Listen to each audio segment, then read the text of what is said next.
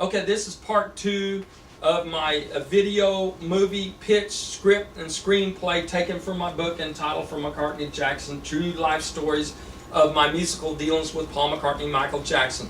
As I stated earlier, and this has been seen by Roger Corman, legendary producer Roger Corman, and reviewed by Roger Corman and Julie Corman of Concord New Horizons. And then because of Roger's commitments, he was not able to do it at this very time, and I don't want to sit back for a year to a year and a half to get this major motion picture going. They'll make over $100 million. I've waited too long now, so that's why I'm coming to your company and other ones and pitching this movie script and screenplay, hit movie script and screenplay. Okay, we're going to pick it up. So I've flown out with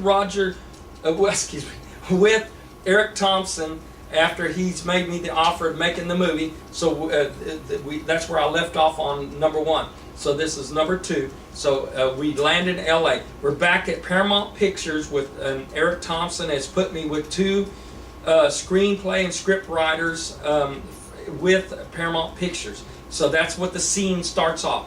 And they asked me, the 2 script and screenplay writers, Harold, start off and tell me your very first inclinations and your very first memories of anything to do with movies or anything that you remember.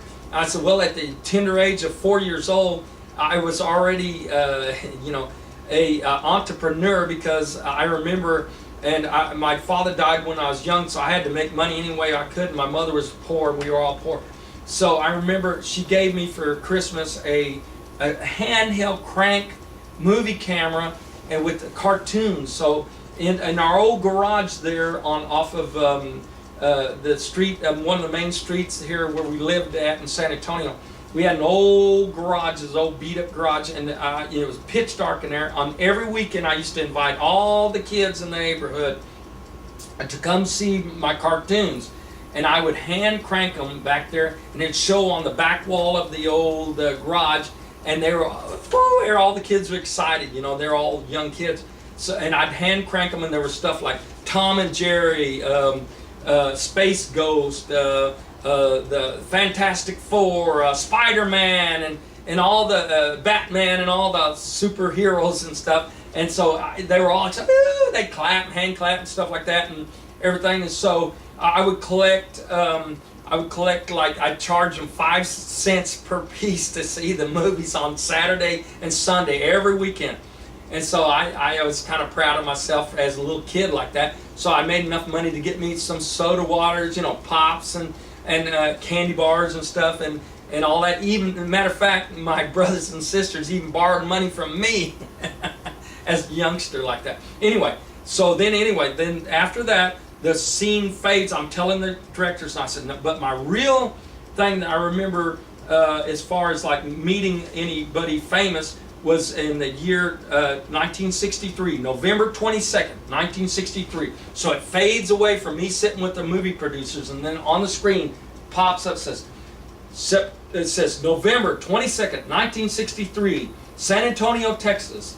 And that's what it shows, and then all of a sudden it fades in, and young Harold Hodges is only 7 years old. He's with his family in his family home there, and his mother tells him, look, Harold, you don't want to be late today. Put on your shoes and socks. You need to hurry up and get to school, because your teacher called me yesterday and said that you're going to be with your class today, and you're going to get the privilege of waving with all your class there on Broadway Street at President John F. Kennedy and everything. And back then it wasn't like today. It was way back in the 60s. We didn't have internet. We didn't have all these cable channels. We didn't have anything like that.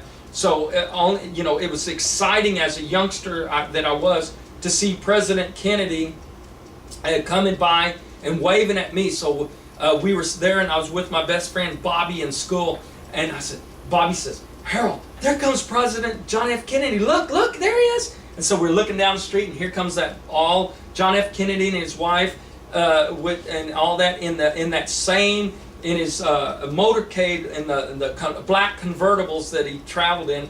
And so as he came by, he waved at me, and he was only like about 7 feet from me at the curb there, and I waved right in, and it looked like he was waving right at me, little young Harold waving at him. so we can use old film archive footage that should be in the archives that are under public domain, and we shouldn't have to even pay for that. So we can use old film footage of President Kennedy in the motorcade like that, because there's plenty of it. And then 2 hours later, he flew out of there, and I was so excited, and Bobby was, and our whole class. So we went back to school after that.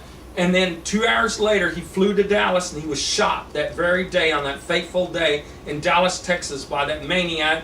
Shot him and killed him and everything. And so then I remember we were in school, and then our teacher came in the door, and the door cracked open a little bit, and it was our principal, and he was whispering something in our teacher's ear. And back then you only had one teacher, it wasn't lots of them. And she's all of a sudden burst out in tears, and we thought, what's wrong with Mrs. Johnson? You know, you're little kids, you know, it makes a big effect on you. And so, and then she said, class, we just now found out that President John F. Kennedy was just shot in Dallas 2 hours ago, after we just saw him here and waving at you kids. So all us kids were boo-hooing, and everybody was. So for 3 days, that's all we saw on national TV and worldwide TV and radio. Everything was President John F. Kennedy. It had never happened before, except for back in the 1800s. So it made a big impression on my life. Then I remember the whole country was in grief. The next thing I remember, 4 months later, in 1964, Here Comes the Beatles flew into John F. K. Airport and everything on February 9th. And I was sitting there with my family. Oh, look, there's the Beatles. And everybody was so excited, you know. It was a new movement of everything. Style, clothing, everything. It changed the way the whole world thought of rock and roll, of everything, you know. And then 2 days later, on that Sunday, they were on Ed Sullivan's show on the TV, and we're sitting around an old black and white TV show, TV set, and me and my 3 sisters and 1 older brother. And I remember telling my family, look, one of these days I'm going to grow up to be just like the Beatles, and I'm going to get to meet them, and I'm going to play guitar and sing just like those Beatles. And so, of course, later on I did follow in those footsteps, but we can use the old Ed Sullivan footage too for that scene. And you talk about hit movie. You talk about hit movie. This is going to be awesome, okay? We can use old film footage, everything else, and so it's going to be cool. And so after that, okay, then it jumps to 1989, where I have woke up from a dream, and I wrote a song entitled Be Beatles for John. And I told my wife, I said, you know what, this is awesome. And at that time, the Beatles had not, the 3 remaining Beatles had not come back together yet to do a comeback. And so I was the, you know, spearheaded that thing. So I called London, England, and we called and asked the movie producer, excuse me, the music director of the Capital Radio in London, and he was where Paul did all his interviews and stuff, and we went ahead and sent it to him, and he was excited to get it, my Beatle tribute song, and so he got it, and he was nice enough to send it to Paul McCartney under his letterhead, because of course if I sent it, it'd come back.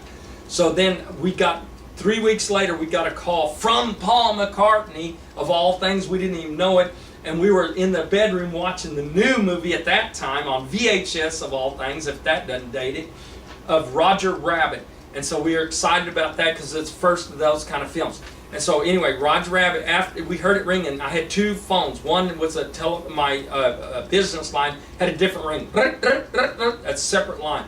So I knew it was that, but it was 9:45 at night, and I didn't think, well, who could be calling? I said, it's probably your mother. I told my wife, probably your mother, calling you because she can't get us.